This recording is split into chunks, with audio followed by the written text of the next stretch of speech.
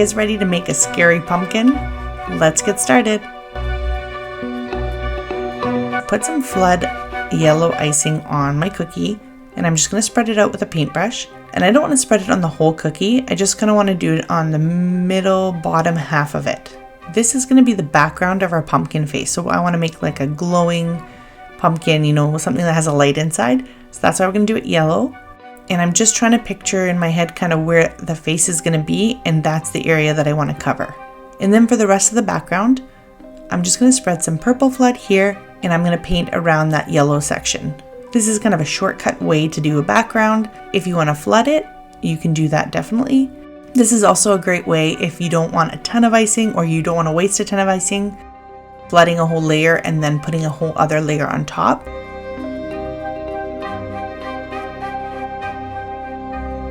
And so here I'm going to outline my pumpkin face. So I'm using my outline consistency. It's my thick icing. And the reason I like to use my thick icing here and use two consistencies is to make those details nice and sharp.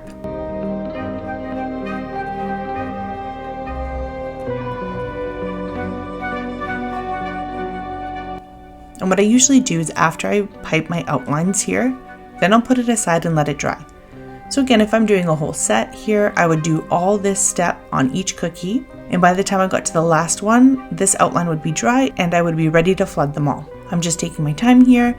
I'm trying to stay on the yellow part as much as possible. I don't want to get any of the purple in my outline, like on the inside of it, because I want that glowy yellow to be the background.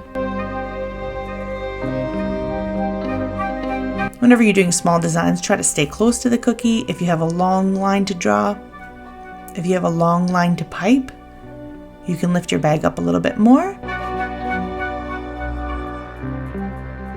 And so here I'm doing the top of my pumpkin. So I just did like a little semicircle up top there.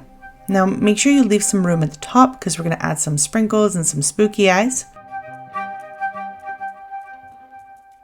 And then I'm just going to do the bottom of the pumpkin here. So I'm going to do separate, sections of the pumpkin. So I'm going to do my first one here, and it's going to be in the middle. And my second one, I'm just going to follow my line. And see, even if your outline goes crazy a little bit, don't worry. You just kind of pull it back into where you need it to go. I kind of made it nice and rounded at the bottom. And you can see the pumpkin taking shape now.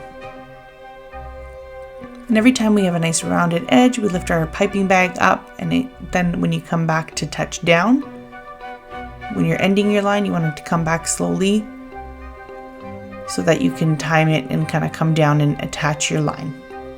Now here I'm using the same consistency again, my outline consistency, and I'm just adding a few squiggles. This is to prevent craters and make our icing nice and puffy without it falling in on itself. Notice how I did the outside section and the middle section only, and those are the sections I'm going to flood right now. The reason I do that is because I want there to be a separation between the sections of icing. If I flooded it all at once, one after another, or one beside each other, then you wouldn't really see a separation. So I want a nice kind of bumpy pumpkin and a bump for each section of the pumpkin. So this will ensure that when those sections dry and I go to do the ones in between, then there'll be a nice separation of icing. And whenever I have small sections to flood that aren't too big, I won't cut such a big hole in my piping bag. I'll cut it big enough so that, the icing is flowing freely and I don't have to push really, really hard on my bag, but I do also want to have to push some pressure on there because then it gives me control. If I cut the hole too big in my bag, then there's too much icing coming out at once and I'm going to overflood my section and it might go over my outline. So that's kind of another thing that to think about is if your sections are really small, don't cut a hole too big. Make sure, it's big enough that it's coming out smoothly, but it's also small enough that you can still control how much icing is coming out and you can control the flow.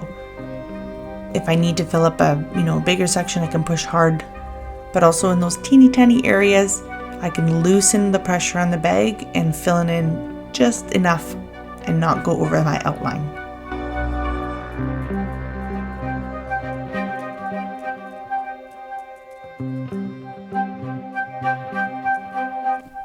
And again, I'm just doing a few squiggles here. I do it with my outline consistency, and then right after I just flood on top. I prefer to do it right away. I don't like to let my squiggles dry because a lot of times I'll hit those squiggles with my bags and then I have pieces of dry icing floating around. Or if I go in with my scribe and try to smooth it out, I also kind of get too deep and maybe pick a little bit of that dry icing and then it ends up in my flood. So I don't like to do that. I like to flood right away. In here, I'm just trying to get to all those little corners. Sometimes it's really hard to flood into the corner without going over. And so take your scribe, move the icing there, take your time, to get it all into where it needs to be. Because if you go with your piping bag, you might end up over flooding that section. So you lose those nice clean lines. So anytime there's a little gap, I just go in with my scribe and pull the icing up a little bit, and it fills it in perfectly.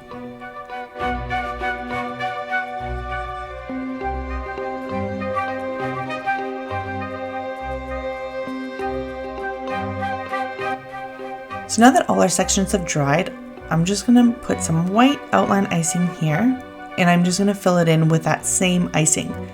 I don't need to flood this or have it even because we're going to put some sprinkles on top. So that's why I'm just using my outline here. I don't want to use my flood icing because I want the sprinkles to stay in place and not kind of spread the icing out.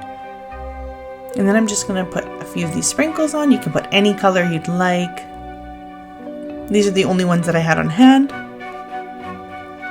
But I think it went well. Red is kind of, a Halloween color. So normally you could just dip this into the sprinkles as well. But because my orange sections hadn't fully dried, I didn't want to risk breaking those as they're only crusted over it. So here on just a piece of parchment paper or an extra plastic cookie bag that you have, you can pipe some eyes. And if you set them aside and let them dry, they become royal icing transfers. So you can just peel them off really, really easily. And they're almost like sprinkles. They keep, really well in a jar or a container in a dark place, and they can keep for a long time. And once they're fully dry, you pop them off and we can just glue them on with some royal icing onto the top of our pumpkin. And it's kind of like a creepy, like brains and eyes and all these, things coming out of the pumpkin head, which is kind of cool. And I'm just putting a little bit of royal icing on the back and then adding them into the sprinkles. You can see the icing underneath is still wet too. So just pushing everything in. And there you go. We have a really cool spin on your regular pumpkin cookie. Hope you enjoyed the video, and hopefully I gave you some great ideas for Halloween. Stay tuned for more. And as always, happy baking!